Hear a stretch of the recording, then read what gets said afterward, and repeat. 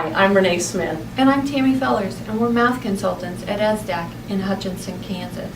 And today we're here to talk about another deck, actually two decks from our Fraction Action series. Today we're going to talk about equivalencies, and when you go to the store to purchase these, we have two different decks. One built for third grade, just using the 5 denominators, 2, 3, 4, 6, and 8.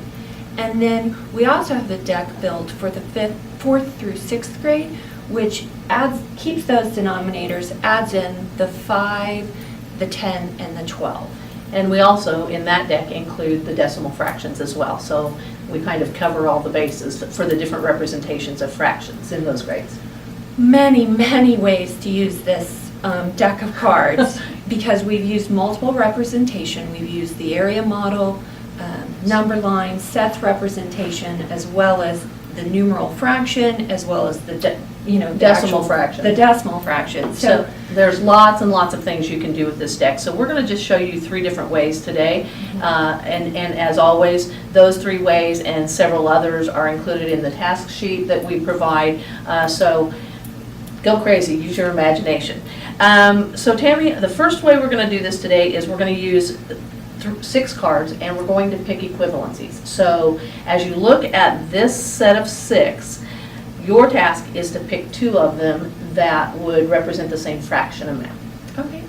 So I'm going to pick this one that represents 3/4 on a number line, and I'm also going to choose this one that represents 3/4 in set form. Okay.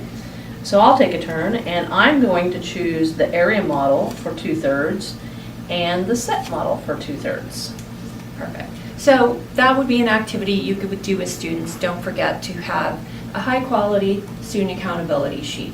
How, if you're using this in small groups, how are students being held accountable for their learning?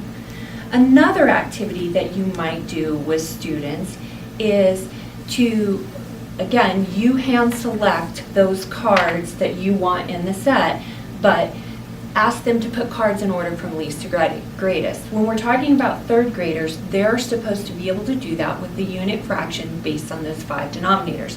So we happen to choose different representations of those 5 denominator unit fractions and ask kids to put them in order. So we would provide an accountability sheet that was just basically a blank number line and ask them which cards would you put on that number line in order. Absolutely.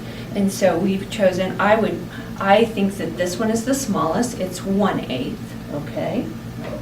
Is it my turn? Mm-hmm. Okay. I have to look at them because I don't know what all is out here. So 1/8, how about 1/6? Absolutely. And then I could go 1/4.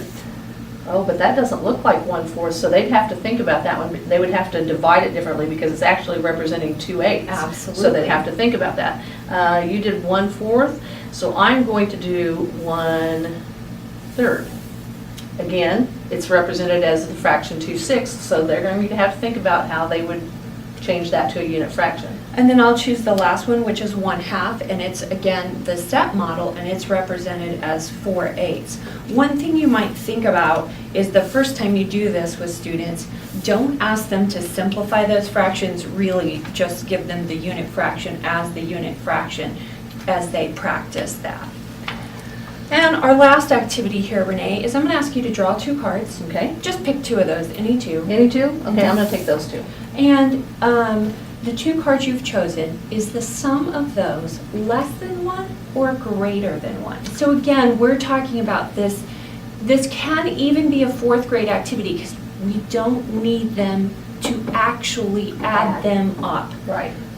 Just with their understanding of the value of the 2 fractions they've chosen, is that sum going to be less than 1 or greater than 1? And why? So if I was going to justify my thinking as part of my accountability, I've chosen the decimal fraction, 5/10, and the area model, or sorry, the set model, 2/5. And I know that 5/10 is halfway. If I'm kind of envisioning a number line, I'm at the halfway mark. But I know that 2/5 isn't quite half. So when I add half to not quite half, I'm not to 1 yet, so I would be less than 1. Awesome. Well, thank you for joining us today. Don't forget to download the task sheet if you purchase this deck, because there are some great ideas, lots of student accountability ideas for you as well. And remember that there are 2 decks this time, so make sure you pick the one for your grade. Thank you for joining us.